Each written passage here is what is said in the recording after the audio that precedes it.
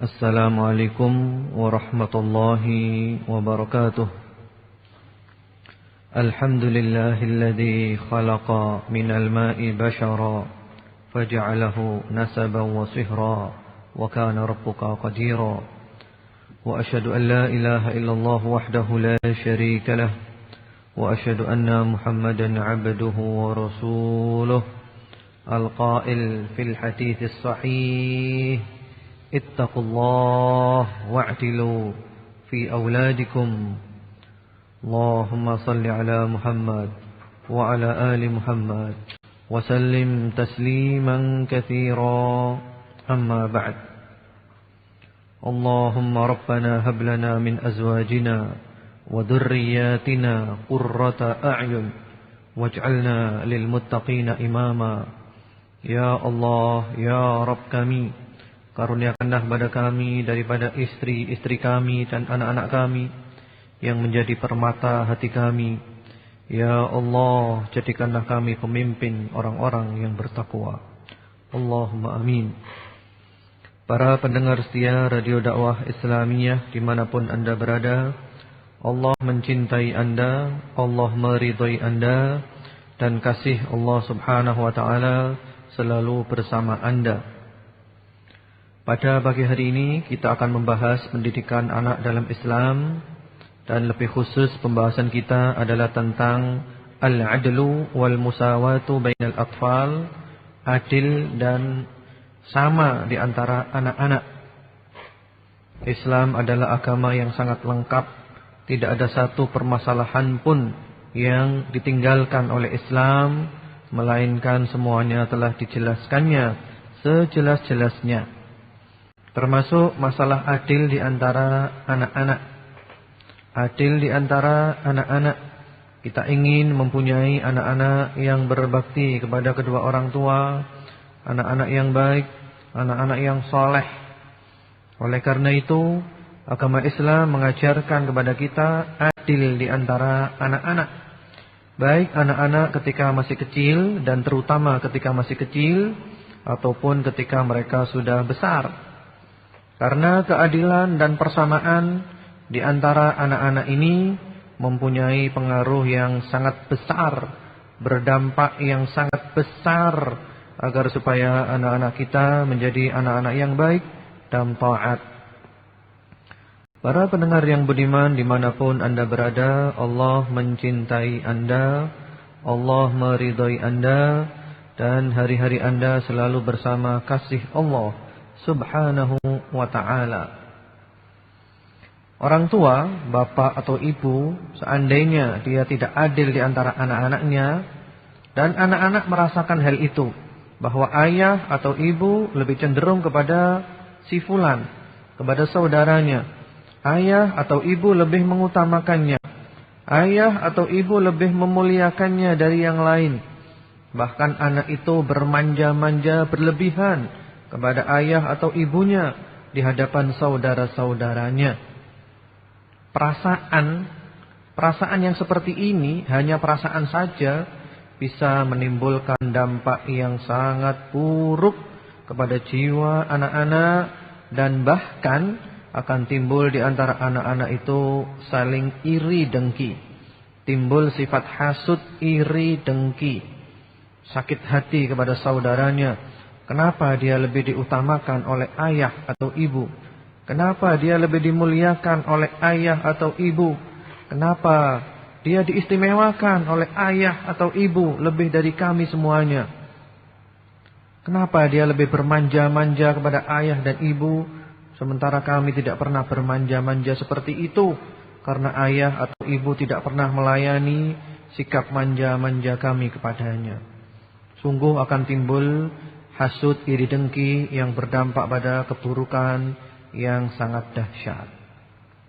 Para pendengar yang budiman dimanapun Anda berada, Allah mencintai Anda, Allah meridhai Anda, dan kasih Allah subhanahu wa ta'ala selalu bersama Anda. Kalau ada yang sakit, mudah-mudahan oleh Allah subhanahu wa ta'ala segera diberikan kesembuhan, keringanan, kesabaran, dan ketabahan. Allahumma amin. Al-Quranul Karim menceritakan kepada kita tentang masalah ini yaitu di dalam surat Yusuf.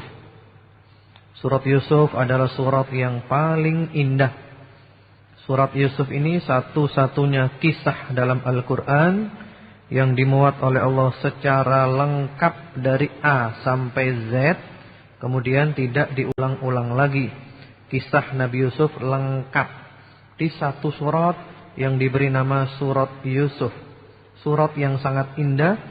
Bahkan Allah Subhanahu wa taala mengatakan di ayat nomor 3, nahnu naqussu 'alaika ahsanal qasas. Kami akan mengkisahkan kepada kamu dengan kisah yang terbaik, cerita paling baik. Memang benar surat Yusuf ini adalah cerita yang paling baik dan banyak sekali kandungan-kandungan yang kita bisa mengambil daripadanya. Waktu itu Nabi Yusuf alaihi salam mimpi. Dalam mimpi beliau melihat 11 bintang, matahari dan bulan semuanya sujud kepada beliau. Sebagaimana di ayat nomor 4 Allah berfirman, a'udzubillahi minasyaitonir rajim, idz qala yusufu li abihi ya abati inni ra'aitu ahada 'asyara kawkaba wasyamsa wal qamara ra'aituhum li sajidin. Ingatlah ketika Yusuf berkata kepada ayahnya, wahai ayahku, sesungguhnya aku bermimpi melihat 11 bintang, matahari dan bulan. Aku lihat semua itu sujud kepadaku. Ayahnya Nabi Yakub alaihissalam. Nabi Yakub alaihissalam faham betul apa takwil dari mimpi itu, apa arti dari mimpi itu, bahwa Yusuf akan menjadi orang besar, Yusuf akan menjadi nabi di kemudian hari. Maka ayahnya memerintahkan kepada Yusuf alaihissalam untuk menyembunyikan ceritanya, mimpi ini tidak diceritakan kepada saudara-saudaranya, karena khawatir nanti mereka iri dengki, khawatir mereka nanti membuat tipu daya. Ayahnya mengatakan, qala ya bunayya la taqsus ru'yaka ala ikhwatika fayakidu laka kaida inna syaitana lil insani aduwwum mubin. Berkata ayahnya Nabi Yakub alaihi salam, wahai putraku, jangan kau ceritakan mimpimu ini kepada saudara-saudaramu, karena nanti kalau mereka mengetahuinya, mereka akan membuat tipu daya kepada kamu, mereka akan iri dengki kepada kamu, karena syaitan selalu berupaya seperti itu. Syaitan adalah musuh yang nyata bagi manusia. Jadi ayah ini sudah menangkap, nanti kalau saudara-saudaranya tahu akan iri, akan dengki, karena Yusuf bakal lebih dari yang lainnya. Subhanallah. Dan subhanallah, ternyata memang sang ayah ini lebih perhatian kepada Nabi Yusuf alaihi salam, lebih daripada yang lainnya, sangat khawatir. Bahkan ketika hendak bermain-main pun Yusuf dilarang, diperintahkan di rumah karena khawatir. Akhirnya karena saudara-saudaranya merasakan bahwa Yusuf diistimewakan, sebenarnya ini keadilan dari ayahnya, karena ayahnya seorang nabi, bukan kedoliman. Tapi mereka enggak mau faham, mereka enggak mau ngerti. Mereka adalah manusia biasa. Timbul sifat iri dengki dalam diri mereka, lalu mereka ingin mencelakakan Nabi Yusuf alaihi salam. Ingin mencelakakan Nabi Yusuf alaihi salam. Sampai mereka itu berkumpul, saudara-saudaranya. Saudara Nabi Yusuf berjumlah 11 orang, dengan Nabi Yusuf itu 12. Mereka berkumpul 11 orang itu. Idz qalu la Yusufu wa akhuhu ahabbu ila abina minna wa nahnu usbah inna abana la fi dhalalin mubin. Ini yang kumpul 10 orang ya, 10 orang, karena Yusuf dan saudaranya yang bernama Bunyamin itu satu kandung. Saudara sekandung, seibu sebapak. Sementara yang 10 ini sebapak tapi lain ibu. Waktu itu yang hadir 10.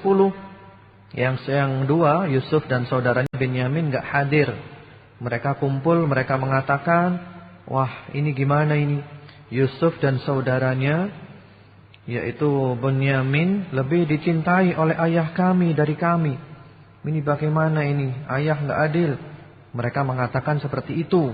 Ini persepsi mereka. Padahal ayahnya adil, ayahnya mengetahui yang tidak mereka ketahui. Bahkan mereka mengatakan inna abana lafi dhalalim mubin. Sungguh ayah kami ini keliru dalam hal ini. Ayah enggak adil, ayah enggak benar. Akhirnya timbul usulan-usulan di antara mereka, enaknya diapakan Yusuf ini. Enaknya dicelakakan aja Yusuf ini. Supaya ayah enggak punya Yusuf lagi, supaya perhatian ayah kepada kami sempurna. Ini gara-gara Yusuf ini, ayah enggak perhatian kepada kami. Ini persepsi mereka, kesalahpahaman mereka. Mereka mengatakan uqtulu Yusuf aw itrahuhu ardan yakhlu lakum wajhu abikum wa takunu min ba'dihi qauman salihin. Mereka mengatakan kalau gitu Yusuf dibunuh aja. Yusuf dibunuh aja. Atau Yusuf dibuang ke tempat lain yang jauh sehingga ayah enggak punya Yusuf lagi, sehingga ayah akan perhatian kepada kamu semuanya dengan perhatian yang penuh, dan setelah itu kita taubat, kita jadi orang-orang yang baik. Subhanallah, mereka sebelum berbuat dosa mereka sudah merencanakan taubat. Dan orang kalau punya niat seperti ini, dia akan lebih dahsyat kejahatannya. Jadi sebelum berbuat jahat niat taubat. Sekarang saya mau jahat dulu, nanti setelah itu taubat jadi orang soleh. Nah ini bahaya. Dia malah termotivasi untuk berbuat jahat.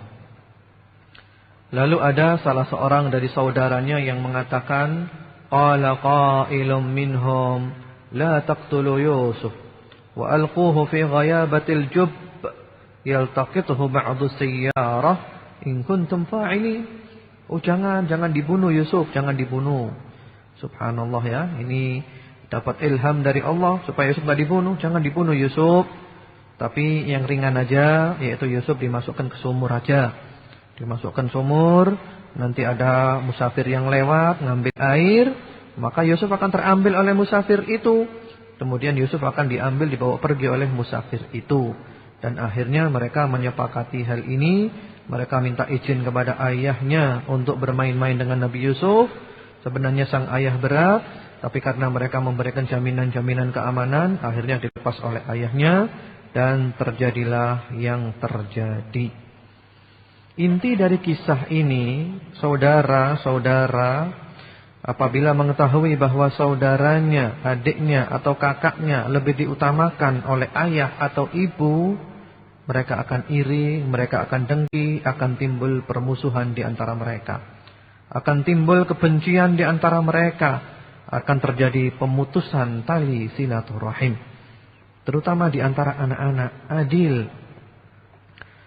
Rasulullah sallallahu alaihi wasallam di dalam riwayat Asy-Syaikhan Bukhari Muslim melalui jalan sahabat An-Nu'man bin Bashir radhiyallahu taala anhuma, waktu itu anna abahu atabihi Rasulullah sallallahu alaihi wasallam faqal inni nahaltu ibni hadza ghulaman kana li. Sahabat An-Nu'man bin Bashir radhiyallahu taala anhuma mengatakan bahwa beliau diajak oleh ayahnya menemui Rasulullah sallallahu alaihi wasallam. Lalu ayahnya mengatakan, "Wahai Rasulullah, aku memberikan kepada anakku ini satu budak milikku." Jadi anaknya ini An-Nu'man bin Bashir oleh ayahnya diberi budak, yang mana budak itu harganya sangat mahal, diberi budak.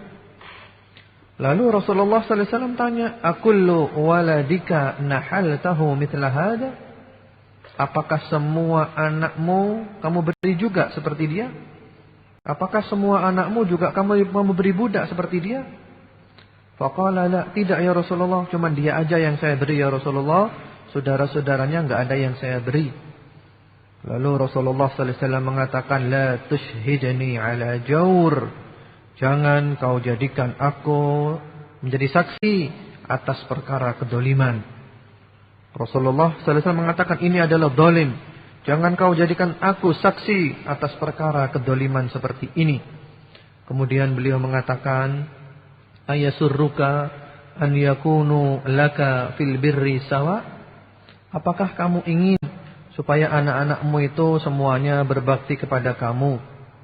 Dia bilang, bala, iya ya Rasulullah. Qala Rasulullah sallallahu alaihi wasallam fala idan. Kalau kamu ingin semua anakmu berbakti kepadamu, maka jangan kamu tidak adil seperti ini. Jangan kau beri sebagian, yang lainnya tidak kau beri. Kau harus adil kalau kau ingin anak-anakmu semuanya berbakti kepadamu. Di dalam riwayat yang lainnya, Rasulullah sallallahu alaihi wasallam dalam riwayat Muslim, beliau mengatakan, "Ittaqullah wa'dilu fi auladikum." Bertakwalah kamu kepada Allah dan hendaklah kamu berlaku adil terhadap anak-anakmu. Berlaku adil, subhanallah. Jadi di sini adil dalam pemberian, adil dalam pemberian. Apakah adil ini sama laki dan perempuan ataukah berbeda? Para ulama mengatakan, sebagian ulama bilang al-adlu an yu'ta az-zakar mithlu haddil untayain kal mirat. Yang dimaksud adil dalam pemberian ini adalah laki-laki mendapat 2 bagian perempuan seperti warisan. Ini adil. Laki mendapat 2 bagian perempuan seperti pembagian warisan. Ini adalah adil. Dan sebagian ulama yang lainnya, bahkan ini disebutkan adalah pendapat jumhur ulama, la farqa bainal untha waz zakar wadh-dhahiru al-amru fit taswiyah. Jumhur ulama mengatakan tidak ada beda antara laki dan perempuan, sama. Harus sama, harus adil. Tidak ada 1:2 seperti warisan. Itu lain, itu warisan. Dan menurut dohirnya hadits ini, yang dimaksud dengan adil di sini adalah sama. Laki perempuan adalah sama. Yang jelas itu perbedaan pendapat di kalangan ulama tentang definisi adil. Apakah sama atau 2:1, laki dan perempuan. Yang kita ambil di sini adalah adil. Pentingnya adil di antara anak-anak. Dan subhanallah, kita tidak adil itu adalah haram hukumnya. Para ulama mengatakan anna adamal musawah bainal aulad haram. Tidak adil, tidak memberikan kesamaan di antara anak-anak adalah hukumnya haram. Mengutamakan anak yang satu dari yang lainnya hukumnya adalah haram. Karena bisa menimbulkan permusuhan di antara anak-anak, menimbulkan kebencian di antara anak-anak, menimbulkan kedengkian di antara anak-anak, dan menjadikan pemutusan tali silaturahim. Karena tidak adil. Allahu Akbar. Para pendengar yang budiman dimanapun Anda berada, Allah mencintai Anda, Allah meridhai Anda, dan hari-hari Anda bersama kasih Allah subhanahu wa ta'ala. Bukan hanya adil dalam pemberian, adil dalam mencium. Allahu Akbar. Islam ini adil. Kalau kita punya anak lebih dari 1, kita cium yang satu, yang satunya lihat, kita enggak nyium, kita enggak adil itu. Cium dua-duanya. Semuanya dicium, ini adil. Dan ini pernah terjadi pada masa Rasulullah sallallahu alaihi wasallam. Sebagaimana diriwayatkan oleh Al-Baihaqi rahimahullahu taala melalui jalan sahabat Anas bin Malik radhiyallahu taala anhu, anna rajulan kana jalisan ma'an nabiyyi sallallahu alaihi wa ala alihi wasallam, faja'a baniyyun lahu faqabbalahu wa ajlasahu fi hijrihi, thumma ja'a baniyyah fa akhadhaha fa ajlasaha ila janbihi, faqala an-nabiyyu sallallahu alaihi wa ala alihi wasallam, fama adilta bainahuma. Subhanallah. Biasa orang-orang dulu itu kan lebih mengutamakan anak laki daripada anak perempuan. Mereka lebih suka dengan anak laki daripada anak perempuan. Ketika itu ada seorang sahabat sedang duduk bersama Rasulullah sallallahu alaihi wasallam. Lalu datang anaknya laki-laki yang masih kecil. Kemudian oleh orang ini, oleh sahabat dicium anak itu. Diciumnya lalu didudukkan di pangkuannya, di pangku. Kemudian setelah itu datang lagi anaknya yang perempuan, anak kecil juga, perempuan datang. Ternyata begitu aja, didudukkan di sampingnya, tanpa diciumnya dan tanpa dipangkunya, duduk di sampingnya. Lalu Rasulullah sallallahu alaihi wasallam mengatakan, "Fama adilta bainahuma." Kau tidak adil kepada kedua anakmu itu. Kau enggak adil. Subhanallah. Ajaran siapa di dunia ini yang menyerupai ajaran Rasulullah sallallahu alaihi wasallam? Sekolah siapa di muka bumi ini yang mengajarkan keadilan seperti keadilan yang diajarkan oleh Rasulullah sallallahu alaihi wasallam? termasuk keadilan dalam mencium, termasuk keadilan dalam memangku anak-anaknya. Subhanallah, ini adalah miskatun nubuwah, ini adalah cahaya sinar kenabian Rasulullah Muhammad sallallahu alaihi wasallam. Bukan hanya adil dalam pemberian, tapi juga adil dalam perlakuan, adil dalam mencium, adil dalam memangku. Karena anak itu punya perasaan, kalau dia lihat saudaranya, adiknya atau kakaknya dicium, dia enggak dicium, dia akan merasa ini tidak adil. Kalau dia merasa adik atau kakaknya diistimewakan, dia tidak, dia akan punya perasaan menghancurkan perasaannya, menghancurkan jiwanya, yang nanti akan timbul permusuhan di antara anak-anak itu, kebencian, kedengkian, kemudian juga pemutusan tali silaturahim. Subhanallah, inilah Islam, agama yang sangat indah, agama yang sangat agung. Bahkan seandainya terjadi pertengkaran di antara anak-anak, biasa namanya anak bertengkar, yang satu memulai mencari gara-gara, yang satu terpancing bertengkar, maka kita juga harus adil ketika memutuskan perkara di antara anak-anak itu. Yang salah adalah salah, yang benar adalah benar, yang salah dinasehati, yang benar, yang teraniaya kita kembalikan hak-haknya. Keadilan di antara anak-anak. Kita tidak boleh menyamakan mereka begitu saja, karena tentu ada yang salah dan ada yang benar. Kita harus jujur, harus adil, dan kita memberikan kebaikan kepada semuanya. Sebagaimana pernah terjadi pada masa Rasulullah SAW, diriwayatkan oleh Imam Muslim rahimahullahu taala melalui sahabat Jabir bin Abdullah radhiyallahu taala anhuma. Ketika itu ada dua anak kecil, yang satu dari kalangan muhajirin, yang satu dari kalangan ansor. Dua anak ini bertikai, istilahnya itu kalau sekarang ya berkelahi. Kemudian Rasulullah SAW datang dan memisahkan di antara keduanya itu, sambil Rasulullah SAW mengatakan harus didudukkan masalahnya. La ba'sa wal yansurir rajulu akhahu zaliman aw madluman.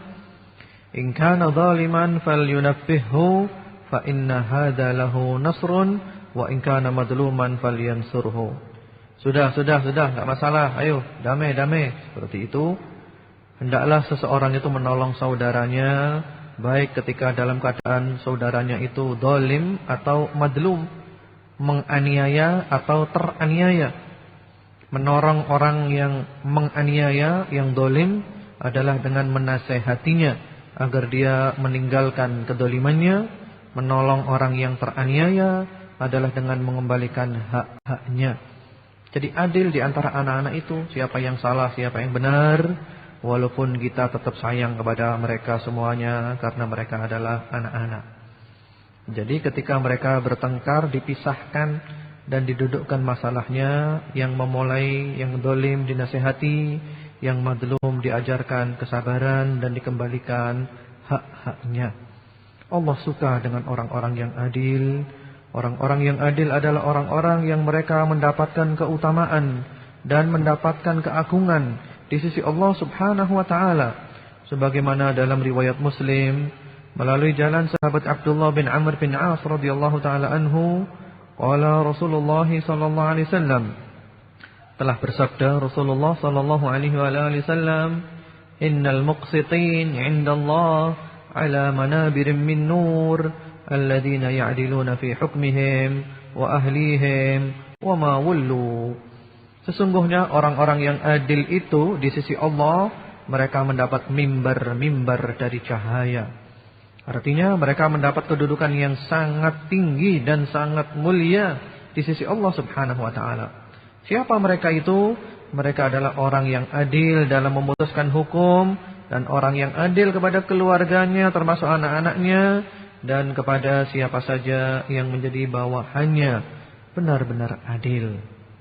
Para pendengar yang budiman rahimakumullah, Allah mencintai Anda, Allah meridai Anda, dan kasih Allah Subhanahu wa taala selalu bersama Anda.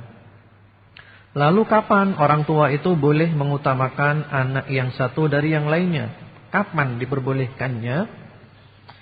Para ulama mengatakan Para orang tua, bapak atau ibu boleh mengutamakan salah satu anak dari yang lainnya apabila diperlukan, apabila dibutuhkan. Misalnya seorang anak ini dia sekolahnya jauh, dia butuh kendaraan, maka nggak apa-apa dibelikan kendaraan, dipakai dia, tapi tetap atas nama orang tua. Dia butuh sepeda motor, nggak masalah dibelikan sepeda motor, dipakai oleh dia karena dia membutuhkan. Namun dengan catatan nama tetap nama orang tua. Dia masih butuh rumah, ya silahkan, nggak masalah, biar dibelikan rumah, tapi nama orang tua, bukan diberikan dia.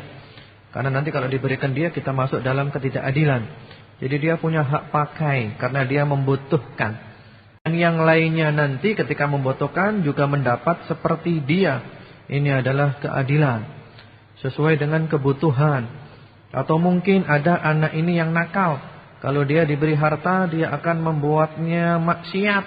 Maka nggak masalah, anak seperti ini nggak diberi. Nah, kita melebihkan yang lainnya, mengurangi yang lainnya ketika dibutuhkan.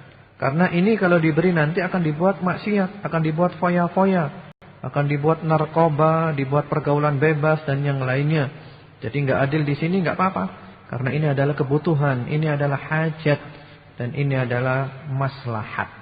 Masing-masing kebutuhannya, dan dengan catatan kita akan memperlakukan yang lainnya seperti itu pada saatnya nanti. Inilah para pendengar yang budiman rahimakumullah, pendidikan anak dalam Islam. Jangan kita melupakan keadilan kepada anak-anak kita. Karena kita juga manusia, kita ingin diperlakukan adil. Sebagaimana juga sekarang anak-anak kita ingin agar kita memperlakukan mereka dengan adil, agar supaya mereka mendengarkan nasihat-nasihat kita, mereka mau taat, dan pada akhirnya yang diuntungkan adalah kita sendiri, para orang tuanya. Mudah-mudahan bermanfaat. InsyaAllah sebentar lagi kita akan sambung dengan tanya jawab. Baik, mitra pendengar setia Radio Dakwah Islam yang dimanapun Anda berada, baru saja kita mendengarkan bersama materi di kesempatan pada pagi hari ini. Dan mungkin saat ini sudah timbul pertanyaan di benak Anda. Dan kami informasikan nomor SMS yang bisa Anda hubungi di kesempatan pada pagi hari ini, yaitu di 085 233 244 888. Sekali lagi di 085 233 244 888. Tentunya pertanyaan yang kami counter atau kami jawab adalah pertanyaan yang sesuai dengan materi yang disampaikan beliau. Dengan mana terdapat pertanyaan yang tidak sesuai, kami mohon maaf, kami tidak bisa meng-counter pertanyaan Anda. Baik, SMS yang pertama. Assalamualaikum warahmatullahi wabarakatuh, Pak Kiai penyejuk umat. Dalam masa transisi, anak-anak seringkali jadi peniru ulung, berlagak dewasa. Kontradiksi ini yang membuat saya bingung. Bagaimana solusinya, Pak Kiai? Maaf banget keluar materi. Makasih tak terhingga. Wassalam dari Ibu Eki. Ya. Waalaikumsalam warahmatullahi wabarakatuh. Amin atas doanya, semoga dikabulkan oleh Allah Subhanahu wa taala. Memang ya, masa transisi ya, masa pancaroba, anak-anak kadang suka niru orang dewasa, kadang gampang berubah. Nah, itu wajar, enggak usah bingung. Jadi para orang tua enggak usah bingung. Hanya kita menghindari anak kita daripada menyaksikan, mendengar, menonton sesuatu yang tidak baik, karena khawatir nanti dia menirunya. Karena anak-anak memang suka meniru. Dia menonton acara televisi yang enggak baik, ditiru. Contoh yang paling gampang, beberapa waktu yang lalu ada film Smackdown. Subhanallah, anak-anak kecil di mana-mana pada meniru. Dia banting teman-temannya, sehingga ada yang tangannya patah, ada yang bahkan mati. Meniru. Maka dari itu kita hindari daripada menonton acara-acara yang kalau ditiru nanti khawatir berdampak buruk. Demikian pula daripada mendengar hal-hal yang buruk-buruk. Biasanya anak-anak kita karena kumpul teman-temannya nakal-nakal, diajari kata-kata yang kotor. Tiba-tiba di rumah dia mengucapkan kata-kata yang kotor. Nah, berarti kita para orang tua waspada, menghindarkan anak kita daripada menyaksikan, mendengar atau hal-hal yang kira-kira bisa berdampak buruk ketika ditirunya. Dan kita memberikan alternatif dengan memberinya hal-hal yang baik, yang bisa dilihat, didengar, disaksikan yang baik-baik, yang nanti insya Allah akan ditiru menjadi yang baik. Jadi para orang tua enggak usah bingung, dan tentu juga jangan lupa berdoa pada Allah Subhanahu wa taala. Doa ini penting, berusaha dan berdoa bangun malam, doa ya Allah, lindungi anak saya, jaga anak saya, jadikan anak yang soleh dan seterusnya. InsyaAllah Allah tidak akan mengecewakan kita, dan kita sebagai para orang tua, kita wajib berusaha semampu kita.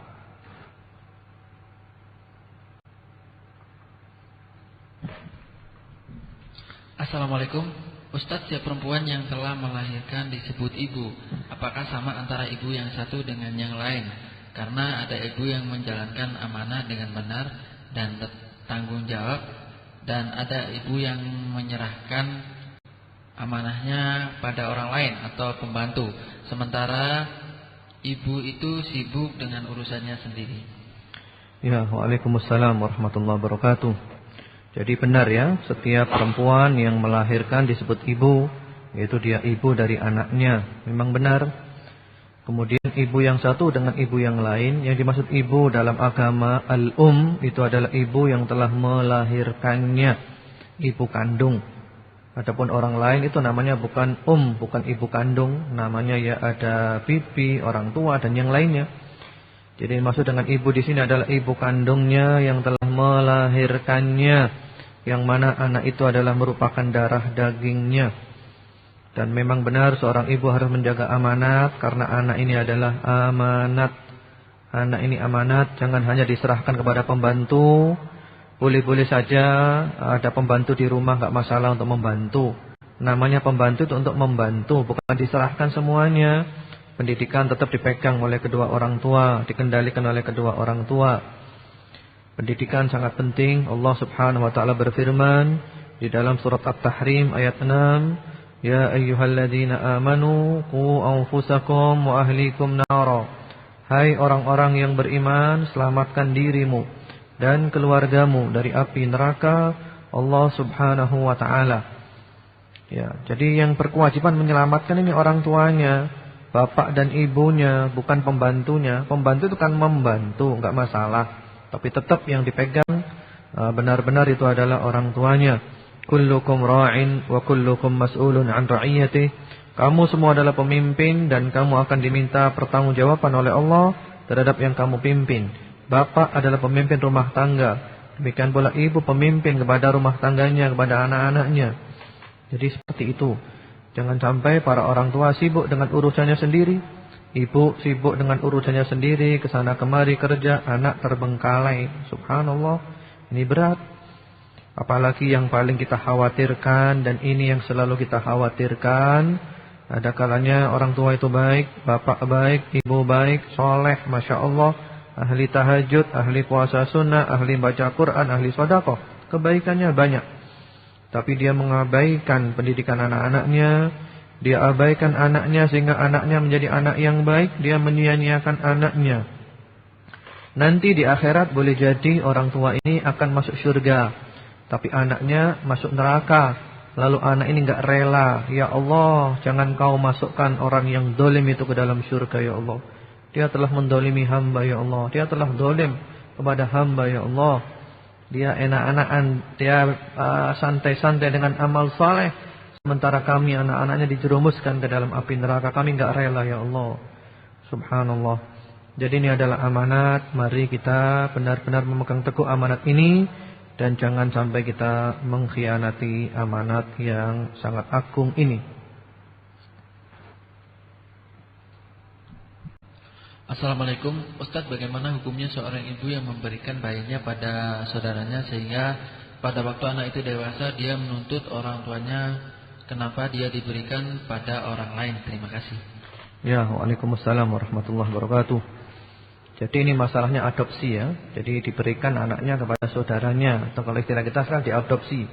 Diadopsi oleh saudaranya. Itu sebenarnya dalam Islam enggak masalah. Dalam Islam itu enggak masalah. Yang penting tetap nasabnya tetap kepada orang tuanya. Nasabnya tetap kepada bapaknya dan ibunya sendiri yang telah melahirkannya, bukan kepada orang yang mengadopsinya. Itu enggak apa-apa. Kemudian kalau mungkin anaknya marah, kenapa dulu bapak ibu memberikan saya kepada orang, jadi jelaskan masalahnya dengan baik. Yang penting bapak ibu tidak ada niat untuk menyia-nyiakan anaknya. tidak ada niat untuk membuang anaknya. Jadi mungkin saudaranya itu kepingin punya anak, nggak punya anak, sehingga mengadopsi anak. Begitu dijelaskan. Jelaskan, kamu telah berbuat baik, kamu telah membantu orang lain, dan seterusnya. Diberi pemahaman-pemahaman.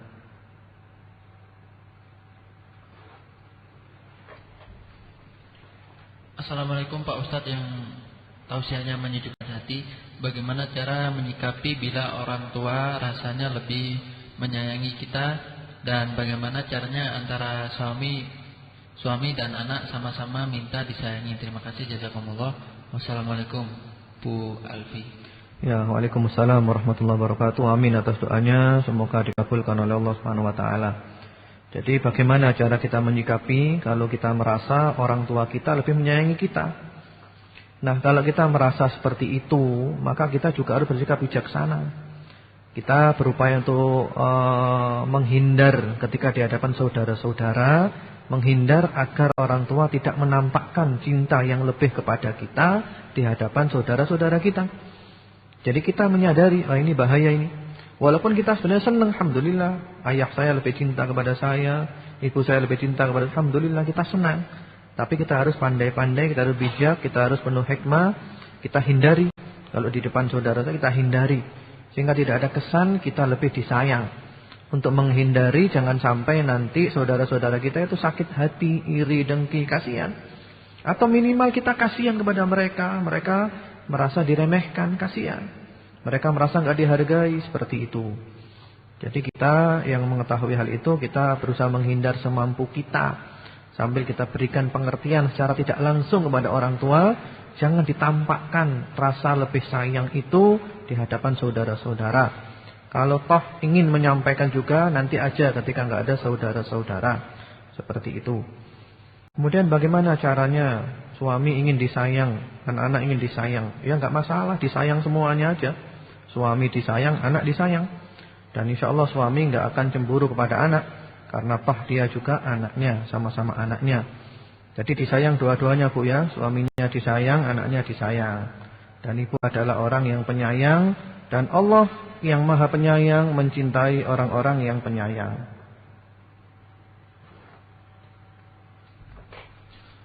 Assalamualaikum Ustadz, bagaimana keadilan bapak pada anak tiri dan anak kandung?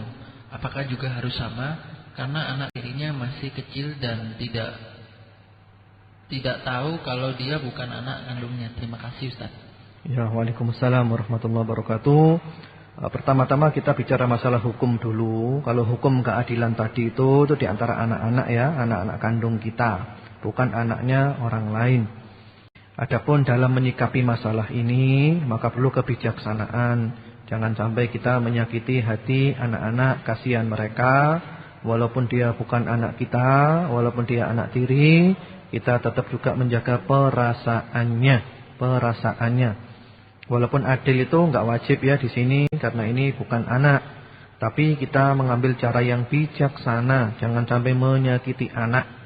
Karena kita dosa menyakiti anak. Dan Rasulullah SAW itu marah kalau ada dua kelompok lemah yang didolimi haknya, yaitu wanita dan anak yatim, termasuk juga anak-anak, karena mereka masih kecil, seperti itu. Jadi kalau keadilan itu anak tiri enggak masuk, itu adalah keadilan di antara anak-anak kandung. Tapi perlu kebijaksanaan dalam masalah ini.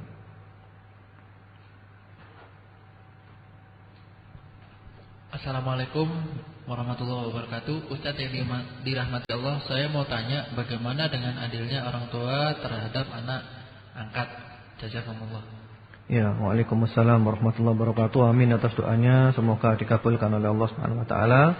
Dan ini baru saja dijawab ya, baru saja dijawab bahwa yang dimaksud adil tadi itu adalah di antara anak-anak kandung, bukan termasuk anak-anak angkat.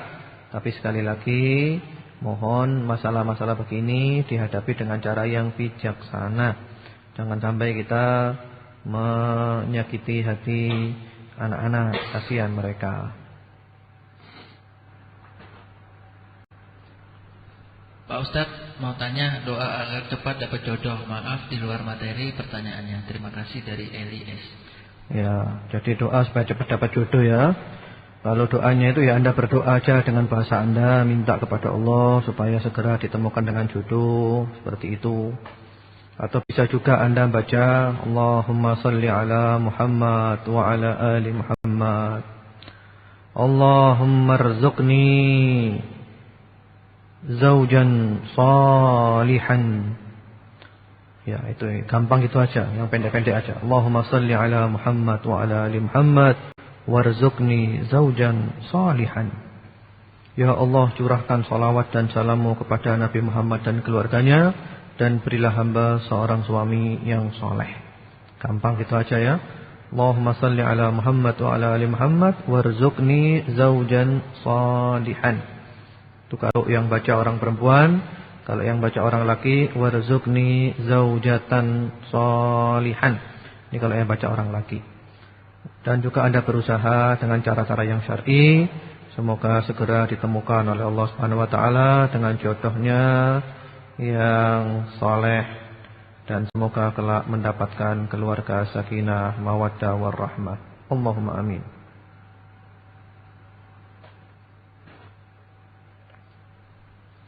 Assalamualaikum barakallahu fikum. Ustaz, adakah buku yang bagus untuk mempelajari cara yang baik untuk mendidik anak mulai dari mengajarkan tauhid sampai dengan akhlak sehari-hari? Apakah juga mendidik anak sudah harus dimulai dari ketika anak masih dalam kandungan? Bagaimana caranya? Apa yang diajarkan? Buku apa yang membahas hal tersebut? Jazakumullah khair. Ya, waalaikumsalam warahmatullahi wabarakatuh. Amin atas doanya. Wa fika barakallah. Ya, buku yang seperti ini banyak ya, buku-buku tentang pendidikan anak dalam Islam, cara mendidik mulai dari tauhid, akhlak sehari-hari, bahkan juga mulai dari kandungan ada. Kalau terjemahan-terjemahan saya kurang mengikuti ya mengenai buku-buku terjemahan dalam masalah ini. Tapi kalau buku bahasa Arab yang bagus dan insyaallah lengkap, itu yang saya tahu dan menjadi pegangan saya adalah buku yang berjudul Manhajut Tarbiyah An-Nabawiyah Lit-Tifli Ma'a Namudij Tatbiqiyah Min Hayatis Salafis Salih Wa Aqwalil Ulama Al-Amilin.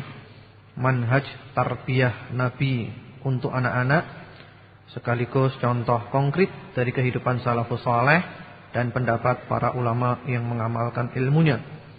Ini ditulis oleh Syekh Muhammad Nur bin Abdul Hafid Suwaid. Syekh Muhammad Nur bin Abdul Hafid Suwaid. Dan buku ini dipuji oleh para ulama. Di antaranya dipuji oleh Syekh Abdul Hasan An-Nadawi, oleh Syekh Ahmad Al-Qallash, oleh Syekh Dr. Muhammad Fauzi Faidullah, oleh Syekh Dr. Mahmud At-Tahan, oleh Syekh Abdul Rahman Hasan Jabankah, dan yang lainnya. Ini lengkap buku ini, Masya Allah, pendidikan anak dalam Islam. Mulai dari anak itu dalam kandungan sampai anak itu menjadi besar. Kemudian masalah tauhid, prioritas pendidikan agamanya, akhlak sehari-hari, dan seterusnya. Entah sudah ada terjemahannya atau belum, wallahu alam. Tapi insya Allah di pasaran banyak, silakan. Tentu saja yang diutamakan adalah yang dipenuhi dengan dalil-dalil dari Al-Quran dan sunnah Rasulullah sallallahu alaihi wasallam.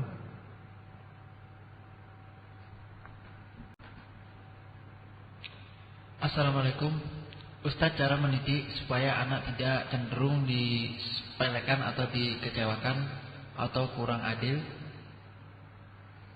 Sebagai mertua kadang menyanjung adiknya. Kadang kakaknya ngomong ke saya, "Mbah kok gitu?" Ya, waalaikumsalam warahmatullahi wabarakatuh. Jadi bagaimana cara mendidik anak supaya tidak cenderung disepelekan, dikecewakan atau kurang adil? Apa ini sebab atau sebagian mertua kadang menyanjung adiknya. Kadang kakaknya ngomong ke saya, "Mbah kok gitu?" Ya. Oh, jadi ini dari pihak ayah, dari pihak orang tuanya, dari pihak anaknya. Kalau dari pihak orang tua, ya dia harus berupaya supaya adil. Kalau dari pihak orang tua harus berupaya supaya adil. Dari pihak anak-anak, insya Allah kalau mereka sudah merasa diperlakukan adil, mereka nggak akan mengatakan seperti itu. Mereka nggak akan mengatakan, "Mbah kok gitu." Itu kalau memang mbahnya sudah berlaku adil. Tapi kalau memang enggak adil, nanti anak-anak begitu. Jangan lupa kita dengan yang telah diberikan contoh oleh Rasulullah sallallahu alaihi wasallam tadi. Bahkan adil dalam mencium pun harus adil. Yang satu dicium, yang satunya lihat, cium juga adil. Yang satu dipangku, satunya lihat, pangku juga adil. Sehingga nanti anak-anak tidak akan mengatakan, mbah kok gitu, ayah kok gitu, abi kok gitu, umi kok gitu. Ya seperti itu, insyaallah adil. Itu ajaran Rasulullah sallallahu alaihi wasallam.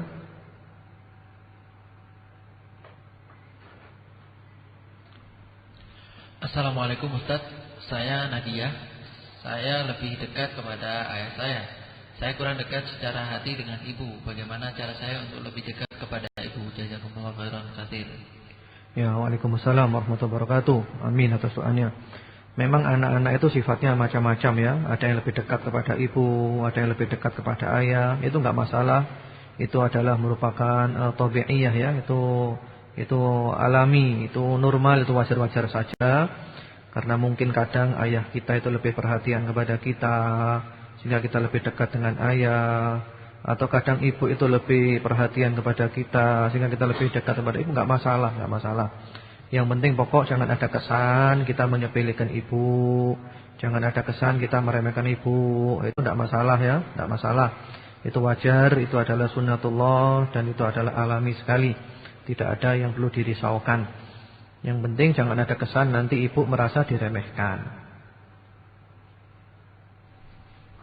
Assalamualaikum Ustaz, saya seorang suami, sudah punya anak dan istri. Saya tidak ingin anak saya didik secara agama. Bagaimana penyelesaian dan apa yang harus saya lakukan? Ya.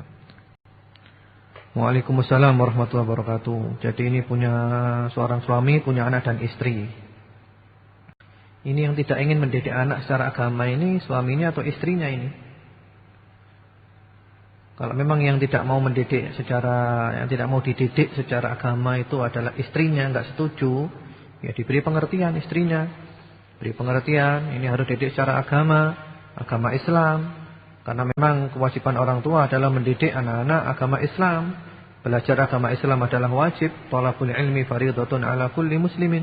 Seperti itu. Dan sebagai suami itu harus qawwam. Suami itu qawwam. Ar-rijalu qawwamuna 'alan nisa. Suami adalah pemimpin atas istrinya. Jadi ini masalahnya bukan kalah menang ya, bukan kalah menang, enggak sama dengan tinju. Kalau tinju itu ada yang kalah, ada yang menang. Ini masalahnya kebenaran harus menang. Kebenaran harus menang. Suami tetap harus dengan prinsipnya anak dididik secara agama. Dididik secara agama.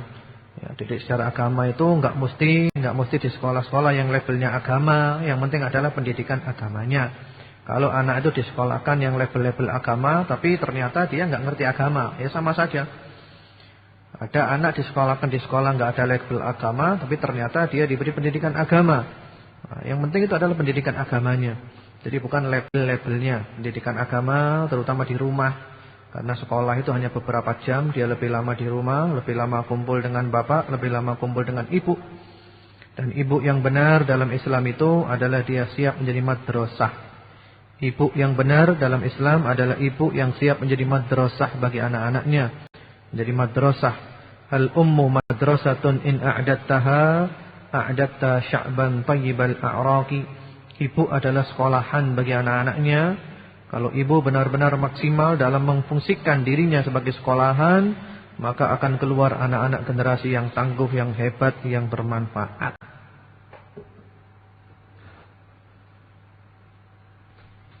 Assalamualaikum Ustaz, bagaimana menghadapi orang tua yang sukanya marah padahal anak sudah berbakti kepadanya, dan orang tua punya keris yang selalu disanjungnya dan dibanggakan? Ya, waalaikumsalam warahmatullahi wabarakatuh. Jadi ini orang tuanya suka marah-marah, ya padahal anak sudah berbakti. Apalagi orang tua punya keris yang disanjungnya dan dibangga-banggakan. Nah, kita sebagai anak menyikapi yang seperti ini harus bijaksana juga. Karena memang biasa orang tua, apalagi mungkin usianya sudah lanjut 60 tahun, 70, memang biasa gitu. maunya marah-marah, maunya menang sendiri, ya kita pengertian. Kita anggap aja ini memang sudah perjalanan hidup orang seperti itu. Sambil kita nggak usah bales marah-marah. Kita memberi pengertian kepada orang tua pelan-pelan. Kita mengambil hatinya dengan berbakti kepadanya, dengan berkhidmat, dengan melayani. Dan kita sabar, dimarahi nggak masalah. Dan kalau bisa ada orang yang bisa menasehati orang tua kita untuk menyadarkan dari kekeliruannya. Yang penting pokok kita jangan balas orang tua dengan kemarahan juga atau dengan kedzaliman juga. Dan kita sabar sambil berdoa kepada Allah Subhanahu wa taala. Ya, kita pandai-pandai menahan diri kita. Yakinlah ketika orang tua marah-marah padahal kita sudah berbakti, kita mendapat kebaikan yang banyak dari Allah Subhanahu wa taala. Mengenai keris yang disanjung-sanjung dan dibangga-banggakan. Nah, kalau ini sudah bahaya. Ini sudah masalah syirik. Syirik menyekutukan Allah Subhanahu wa taala. Keris dibangga-banggakan, disanjung-sanjung. Ada apa? Jimat itu. Dalam Islam tidak ada jimat-jimatan seperti itu syirik. Kalau orang mati masih punya keris kayak gini, dibangga-banggakan, dianggap sebagai jimat, maka dia mati kafir. Dia mati tidak akan bahagia, tidak akan selamat. Sebagaimana Rasulullah sallallahu alaihi wasallam itu pernah melihat seorang memakai gelang dari kuningan, halaqah min sufrin, gelang dari kuningan. Lalu Rasulullah sallallahu alaihi wasallam tanya, "Ma hadhihi? Apa-apaan kamu ini?" Kemudian dia mengatakan, "Minal wahinah ya Rasulullah, ini untuk jimat ya Rasulullah, untuk nangkal penyakit, untuk mengobati penyakit." Lalu Rasulullah sallallahu alaihi wasallam mengatakan, "Inzi'ha fa innaha la taziduka illa wahnan. Lau mutta wa hiya 'alaik ma aflahta abadan." Kata Rasulullah sallallahu alaihi wasallam, "Lepas, ayo segera kamu lepas itu. Karena itu tidak menambahmu kecuali hina. Kau kalau pakai itu tambah hina, tambah sakit, tambah lemah kau. Kalau kamu mati masih ada padamu jimat itu, kamu tidak akan untung selama-lamanya. Karena kamu mati membawa kesyirikan, membawa kekufuran." Nah, ini perlu diberi nasihat kepada orang tua ini. Ini masalah prinsip. Perlu diberi masukan kepada orang tua dengan hikmah, dengan mau'izah hasanah, dengan cinta, dengan kasih sayang, dengan ikhlas. Kalau perlu anak nangis di depan orang tua, "Wahai ayah, saya kepingin ayah selamat, saya kepingin ayah selamat." Ini masalah syirik, ini bukan main-main, jimat-jimatan itu. Jadi perlu dijelaskan kepada orang tua, doa kalau malam, sholat, doa, sujud, doa. Kemudian di depan orang tua nanti nangis, "Ya Allah, wahai ayah, saya kepingin ayah selamat. Saya kepingin ayah masuk ke dalam surga." InsyaAllah mudah-mudahan hati ayah tersentuh dan dia akan segera menyadari kesalahannya. Allahumma amin.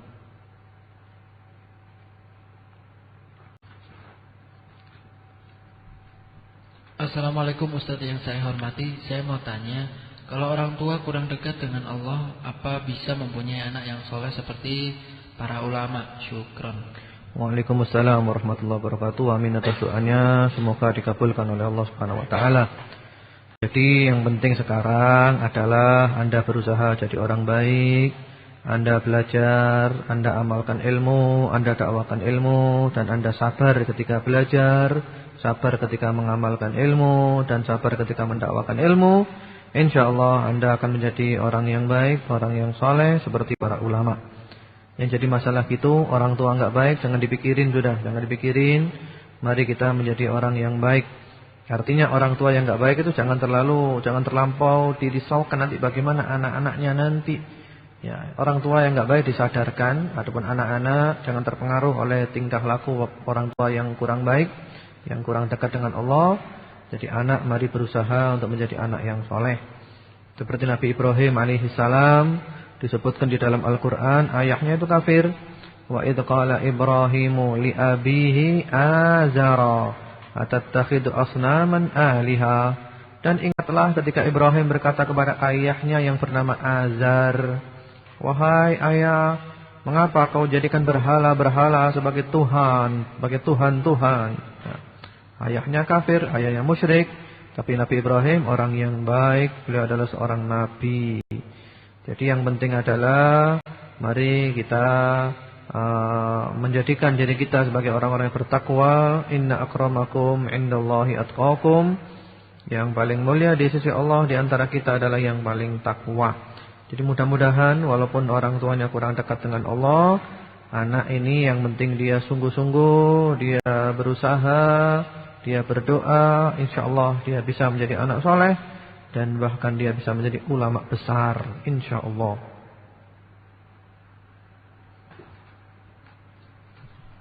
Assalamualaikum warahmatullahi wabarakatuh. Ustadz yang mulia, saya ibu dengan 2 anak laki-laki ABG.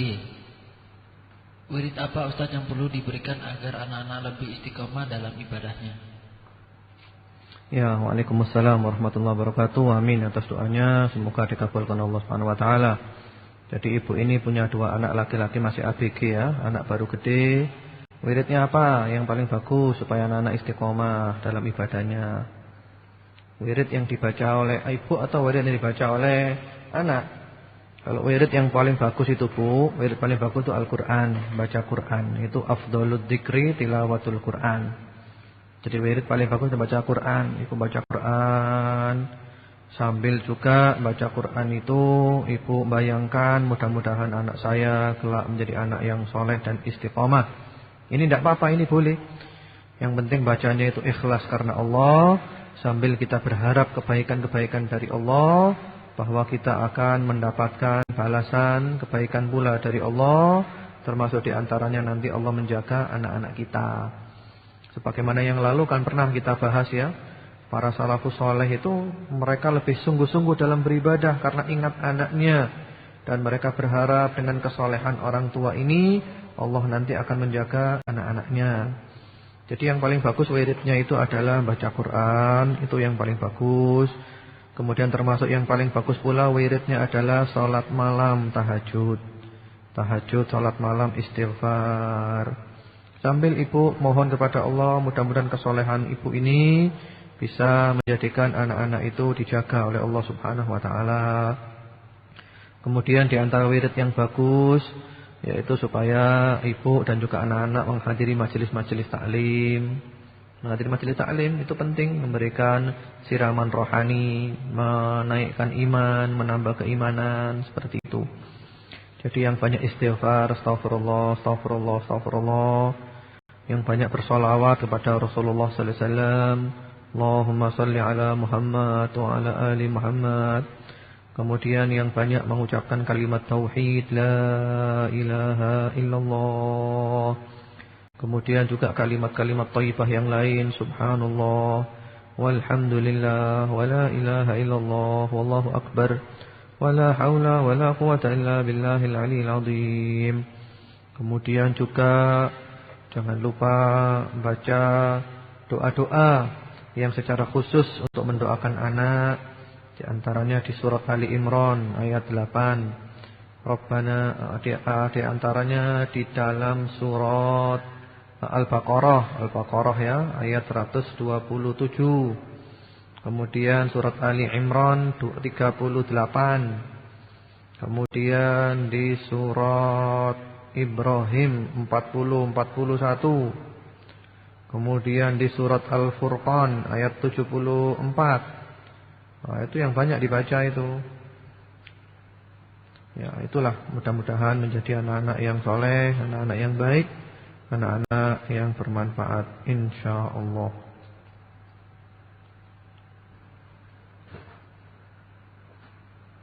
Ya, mungkin itu dulu yang bisa saya jawab. Seandainya ada yang belum terjawab karena mungkin di luar materi atau karena mungkin masuknya terlambat, ya mohon dimaafkan. Mudah-mudahan insyaallah di waktu-waktu yang lain bisa terjawab semuanya. Dan mudah-mudahan Allah Subhanahu wa taala menjadikan kita semua selalu istiqamah sampai berjumpa dengannya. Marilah kita tutup dengan berdoa kepada Allah Subhanahu wa taala. Mudah-mudahan Allah Subhanahu wa taala mendengarkan doa-doa kita.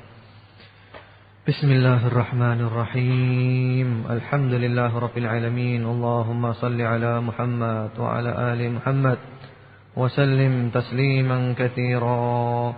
Rabbana dhalamna anfusana wa illam taghfir lana wa tarhamna lanakunanna minal khasirin. Rabbana innana amanna faghfir lana dhunubana wa qina adzabannar.